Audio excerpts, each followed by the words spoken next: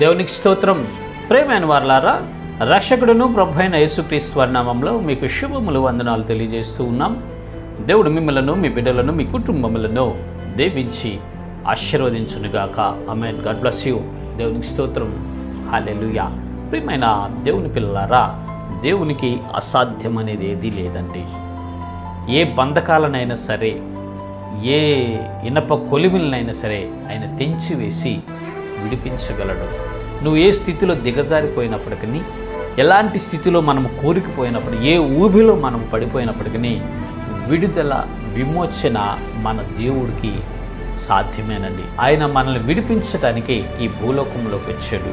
పాపము చేత, అపరాధముల చేత మనం చచ్చి సాతాను చేతిలో బంధించబడి ఉంటే యేసుక్రీస్తు ప్రభువారు సశరీరుడిగా ఈ భూమి మీదకు వచ్చి శ్రమపడి రక్తమును కార్చి తన ప్రాణమునే బలిగా ఇచ్చి మనకు విమోచన, విడుదల కలిగించాడు. ఆ బంధకాలను తెంచివేసి పరలోక రాజ్యానికి హక్కుదారుడుగా, స్వతంత్రులుగా మనం చేశాడండి. బంధకాలను తెంచుటకు దేవుడు శక్తి కలిగినటువంటి వాడు. ఏ బంధకమైనా సరే దేవునికి అసాధ్యం అనేది లేదు.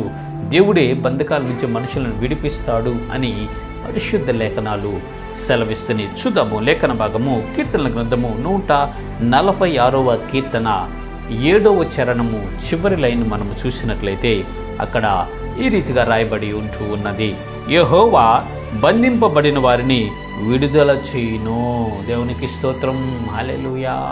మన తండ్రి దేవుడు, మన తండ్రి అయిన దేవుడు యెహోవా, ఆయనే యేసు ప్రభు వారిగా దిగి వచ్చి ఉన్నాడు. మన దేవుడు బంధింపబడిన వారిని విడుదల చేసేటటువంటి దేవుడు అంటాడు. మనుష్యులందరూ సాతాను కబంధ హస్తాల్లో బంధించబడి ఉండినప్పుడు, ఈ లోకములో పాపములో బంధించబడి నిత్య రాజ్యాన్ని కోల్పోయి పాపములోకి, అంధకారంలోకి, అగ్నిలోకి దిగిపోతూ ఉన్నప్పుడు దేవాది దేవుడే నరావతారిగా దిగి వచ్చాడు. ఆ తండ్రి అయిన దేవుడే, ఆ యెహోవా పరమపితే యేసు ప్రభు వారిగా నరావతారాన్ని ధరించి ఈ భూలోకములకు వచ్చి యజ్ఞ పశువుగా మార్చబడి, వధించబడి, తన రక్తమును చిందించి విమోచన కలిగించాడు, విడిపించాడు. ప్రభు బంధించబడిన వారందరికీ ఆయన విడుదల కలిగించాడు. ప్రియమైనటువంటి ప్రజలారా, ఎవరైతే దేవుడు నన్ను విమోచించాడు, దేవుడు నన్ను విడిపించాడు, దేవుడు నాకు విడుదల ప్రకటించాడని ఆయన యందు విశ్వాసం నుంచి నమ్మి బాప్తిస్మం పొందుతారో వారు రక్షించబడతారు, విమోచన పొందుకొని పరలోక రాజ్యానికి హక్కుదారులు అవుతారు, స్వతంత్రులుగా మార్చబడతారండి. రక్షించబడిన నీవు, ఆ స్వతంత్ర మార్గంలో నడుస్తున్న నీవు ఏదో ఒక శరీరాశ, నేత్రాశ, జీవపు డంబం, ఈ లోక సంబంధమైన ఆశల్లో నువ్వు దిగిపోయి ఆ ఆశ చేత నువ్వు పట్టబడి బైండవరైపోయి బంధించబడి ఉంటే ఈ దినమున దేవుడు నీకు విడుదల కలిగించబోతున్నాడు. ప్రియమైన సహోదరి, సహోదరుడా, నీవు ఏ బంధకాల్లో ఉన్నావు? ఏ బంధకము నిన్ను బంధించింది? తాగుడు అనే బంధకమా? వ్యసనం అనే బంధకాల్లో ఉన్నారా? పేకాట, జూదం, తిరుగుడు, రకరకాల అపవిత్రత, వ్యభిచారము, రకరకాల ఈ లోక సంబంధమైన వాటిల్లో పడిపోయి బంధించబడి ఉన్నావా? ప్రియమైన సహోదరి, సహోదరుడా, దేవుడు నీకు విడుదల కలిగించబోతున్నాడు. ఎందుకంటే ఆయన బంధించబడిన వారిని విడిపించుటకు శక్తి కలిగినటువంటి దేవుడండి. ఎన్నోసార్లు నువ్వు ఈ అలవాటు మానుకుందామని ఎంతగానో నువ్వు ప్రయత్నం చేసి విఫలమైపోయి ఉన్నావా సహోదరుడి, సహోదరుడా?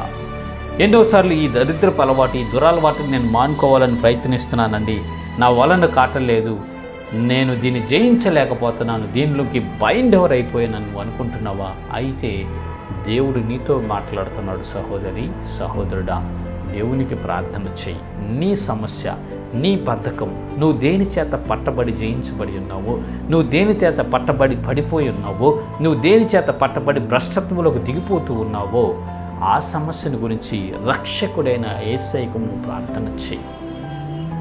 మన తండ్రి అయిన దేవునికి ప్రార్థన చేయి. ప్రభువా, ఈ బంధకము నన్ను బంధించింది, ఈ అపరాధములు నేనున్నా, ఈ పాపములు నేను పడ్డా, ఈ అవిధేయత నన్ను వేధిస్తుంది, నన్ను బంధించింది, నాకు విడుదల ప్రసాదించయ్యా, నాకు విమోచన కలిగించయ్యా అని నువ్వు హృదయపూర్వకంగా దేవుణ్ణి వేడుకోగలిగితే ఆయన నీకు విడుదల కలిగించబోతున్నాడు. ఈ దినమున నీకు విమోచన కలిగించబోతున్నాడు. ఈ దినమున దేవుడు నిన్ను తాకబోతున్నాడు. ఈ దినమున దేవుడు నిన్ను ముట్టి విడిపించి విమోచన కలిగించి స్వతంత్రమైనటువంటి వ్యక్తిగా, స్వతంత్రరాలుగా, స్వతంత్రమైన వాడిగా నిన్ను చేస్తూ ఉన్నాడు. ప్రియమైనటువంటి సహోదరి సహోదరుడా, విశ్వాసం ఉంచండి. దేవునికి అసాధ్యమనేది ఏదీ లేదండి.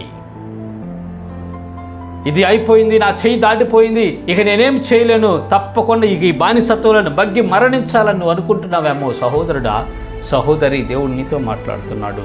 ఎలాంటి పరిస్థితినైనా ఆయన మార్చివేయగలడు. నీ స్థితి ఏదైనప్పటికీ ఆయన నీకు విడుదల కలిగించి విమోచన కలిగించబోతున్నాడు. విశ్వాసం ఉంచండి. దేవునికి మీ సమస్యను అప్పగించండి. విడిపించబడండి. స్వతంత్రులుగా మార్చబడి దేవునికి కృతజ్ఞతాస్తుతులు చెల్లిస్తూ సాక్షి బిడ్డలుగా నిలబడండి. ఇటు కృప బంధకాల్లో ఉన్న ప్రతి ఒక్కరికి దేవుడు కలిగించి స్వతంత్రులుగా చేసి సాక్షి బిడ్డలుగా నిలబెట్టునుగాక. ఆమేన్. దేవునికి స్తోత్రం. హల్లెలూయా. Praise the lord.